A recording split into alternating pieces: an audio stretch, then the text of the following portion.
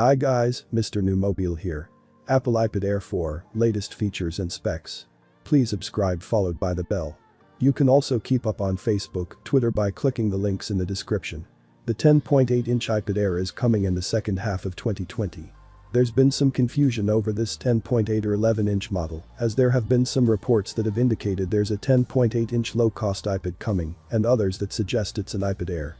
According to DigiTimes, it's an iPad Air rather than an iPad. The next generation version of the iPad Air is to feature a USB-C port like the iPad Pro, instead of a Lightning port. Apple analyst Ming-Chi Kuo, Apple will release an 10.8-inch iPad in the second half of 2020. Kuo has not specified if the 10.8-inch iPad is an Air or a low-cost standard iPad, but based on other rumors, the device is likely to be an iPad Air model. Apple will release the iPad Air 4 in September 2020, with the tablet expected to feature an A14 processor, an 11-inch display, a smart connector to work with the Magic Keyboard, 4 stereo speakers, and a USB-C. The rumors we've heard about the upcoming device. It appears to feature an all-screen display, but instead of adopting Face ID, it uses Touch ID built into the power button of the device. That's a bit different from other rumors that have indicated the new iPad will feature an under-display version of Touch ID instead of Face ID. Apple said that the entry model price starts from $499 10.5-inch iPad Air that serves as a middle-tier iPad option between the lower-end $329 9.7-inch iPad and the higher-end $799 11-inch and 12.9-inch iPad Pro models. The tagline for the new iPad Air is "Power isn't just for the pros," which is fitting because while the iPad Air shares some features with the iPad Pro models, it doesn't have all of the pro-oriented bells and whistles in order to keep costs lower. Apple's iPad Air features the same thin and light enclosure that was used for the now discontinued 10.5-inch iPad Pro, which it replaces.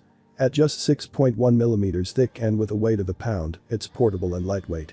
It is available in gold, silver, and space gray with either. Unlike the iPad Pro, the iPad Air does not adopt the thin wraparound bezels, the square enclosure, or the front-facing Face ID camera, instead continuing to use a tapered body design with thick bezels at the top and bottom to support the Touch ID home button that it continues to offer.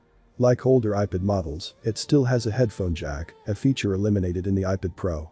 The iPad Air includes the same laminated display technology that was in the 10.5-inch iPad Pro, offering a 2224 by 1668 Retina display with True Tone for adjusting the white balance of the display to match the lighting in the room and wide color for vivid true-to-life colors. Support for the first-generation Apple Pencil is included, and there's a smart connector on the side of the iPad Air that works with Apple's Smart Keyboard. At the bottom of the iPad Air, there's a Lightning port for charging purposes, as only the iPad Pro models have adopted USB-C inside the iPad Air. There's an A14 Bionic chip with Neural Engine and M12 coprocessor, the same hardware used in the most recent iPhone models. It offers the same all-day battery life as other iPads. Rear camera technology is one area where Apple aimed to keep costs of the new iPad Air lower, so it uses an 8-megapixel f2.4 rear camera, rather than the newer 12-megapixel f1.8 camera tech in the iPad Pro. It's the same camera that's used in the lower-cost iPad and the iPad Mini 5, and it maxes out at 1080p video recording. At the front, there's a 7-megapixel FaceTime HD camera which is the same camera that was in the previous generation iPad Pro. It supports Retina Flash, live photos, and 1080p video recording, but lacks Smart HDR and features that come with a TrueDepth camera, such as Portrait Mode and Memoji.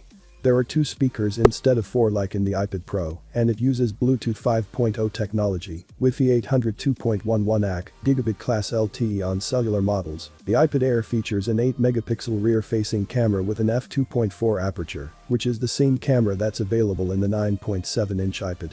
It supports live photos, auto HDR, 43-megapixel panoramas, burst mode, and timer mode, but it is not as advanced as the upgraded 12-megapixel camera in the iPad Pro, making rear camera one of the major differentiating factors between the iPad Air and the iPad Pro. There is also no rear flash.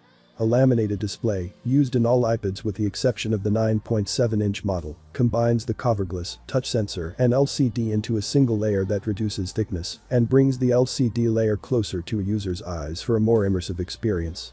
P3 wide color gamut support is included for rich, vivid colors that are true to life and accurate, which is ideal for artists, and there's True Tone support. The iPad Air's camera is able to capture 1080p HD video at 30 frames per second and 720p slow-mo video at 120 frames per second. The front-facing camera is better than the camera in the 9.7-inch iPad at 7-inch, making it almost on par with the iPad Pro. There is no true-depth camera system, though, so there's no Face ID or portrait mode. The front-facing camera is more advanced than the rear camera in some ways, supporting wide color capture and retina flash. The iPad Air features what Apple calls all-day battery, which means it lasts for up to 10 hours depending on task. That's the same battery life available across the iPad lineup. Like I said, the iPad Air charges through a lightning port at the bottom of the tablet that works with a Lighting to USB cable and included 12W USB power adapter. I hope that the new upgrade features will be a successor on the Apple iPad Air lineup. We look forward on the September 15 launch events. Well, having been said, please subscribe, like the video, comment. Thanks for watching.